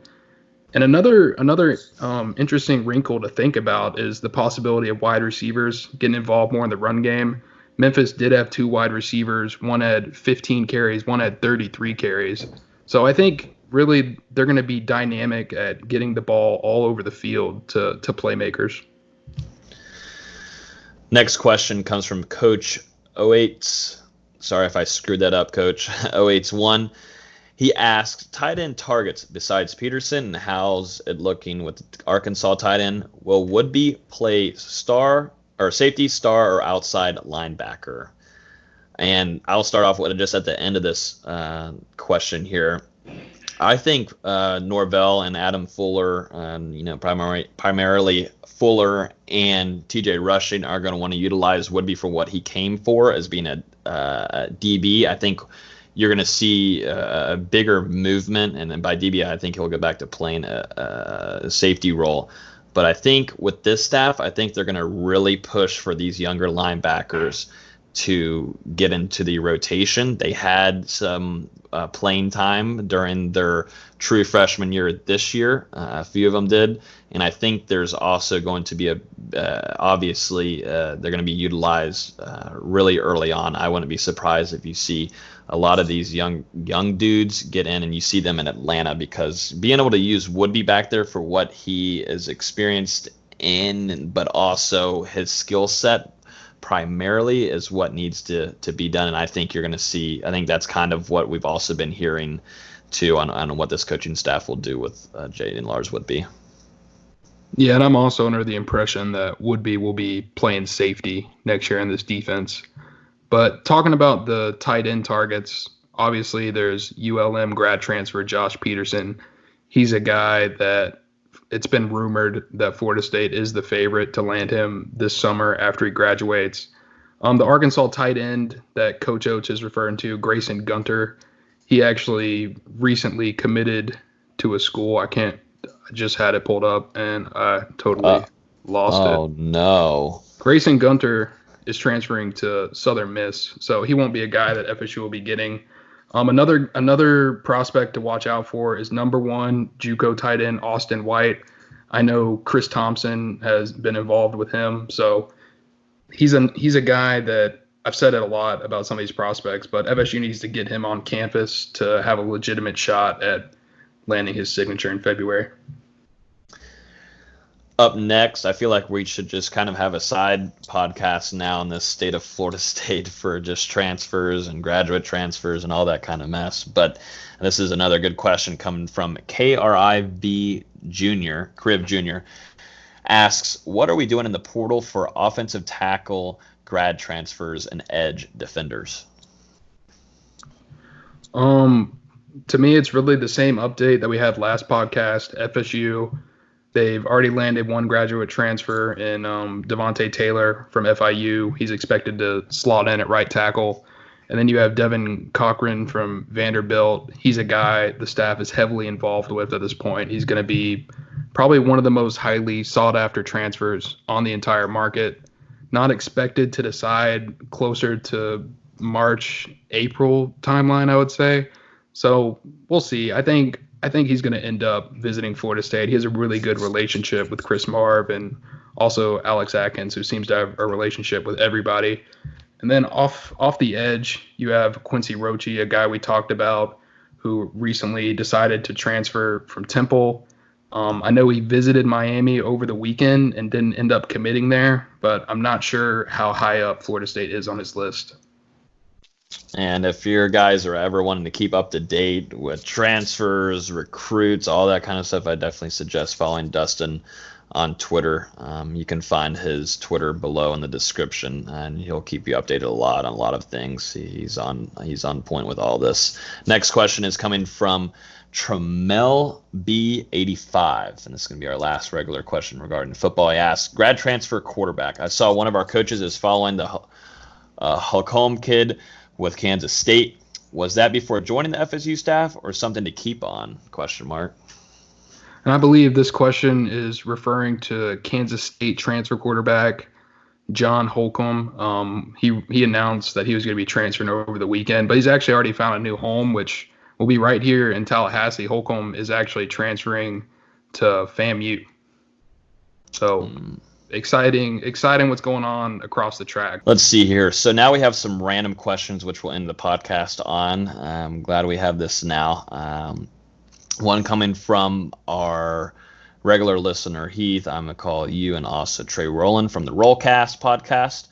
Let's see. First question. Let's go to Heath. He asked, three-way question. I want Logan, Austin to say which of the other two they like better. You all seem like you don't care to be brutally honest.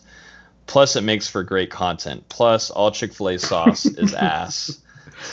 So Can first you of all, read questions? He wants me, you, and Austin to say which of the other two people here they like better. So all of us need to pick our favorite co-host, basically.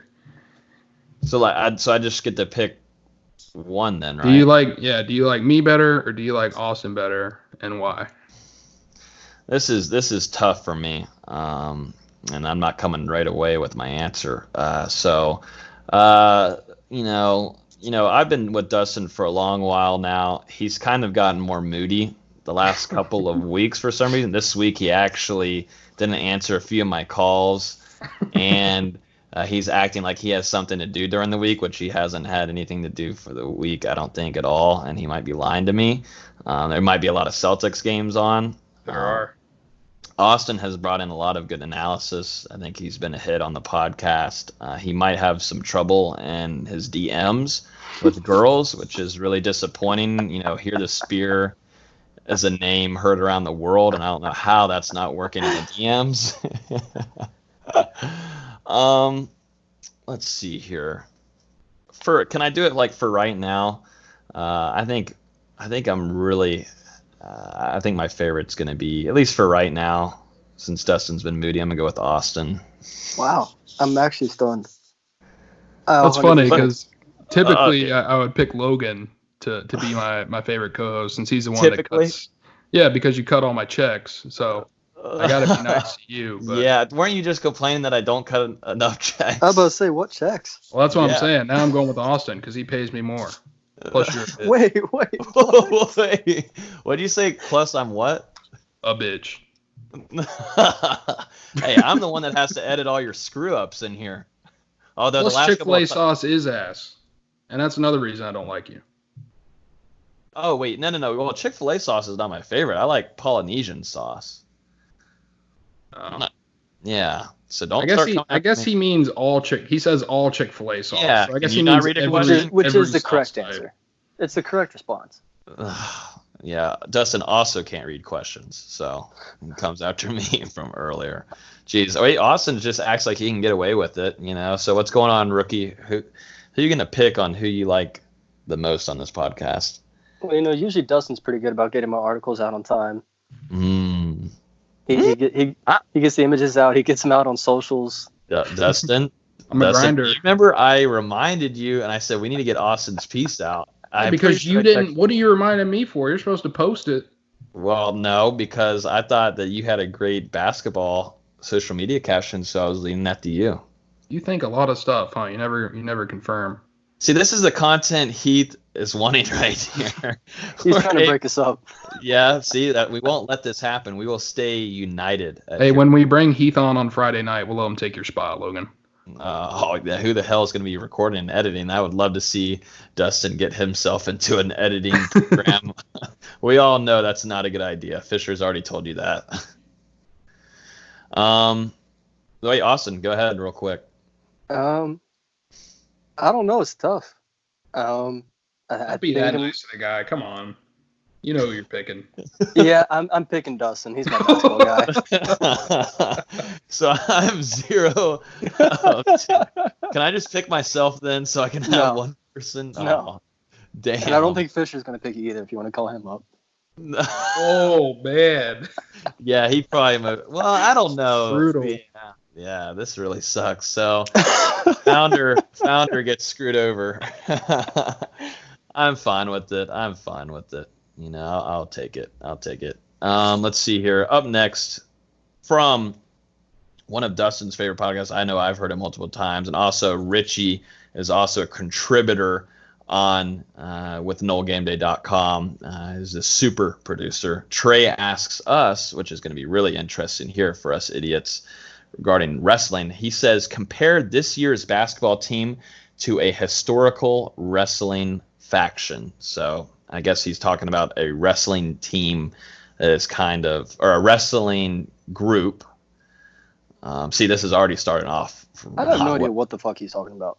Because I don't know anything about wrestling. So whenever we're hoping to have a combo podcast. I'm prepared for this question.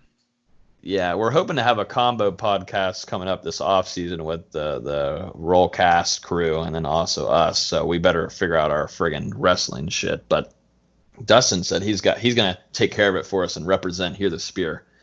I'm prepared. All right. Okay. I've done some research. Never actually watched these guys wrestle, but I'm researching. I think Florida State basketball compares to Evolution, which was made up of Ric Flair, Triple H, Batista, and Randy Orton in the mid-2000s, because they were kind of like the villains of the WWE. And to me, Florida State, they're the villains of the ACC. No one expects them to be on top of the conference. No one expects them to keep having success.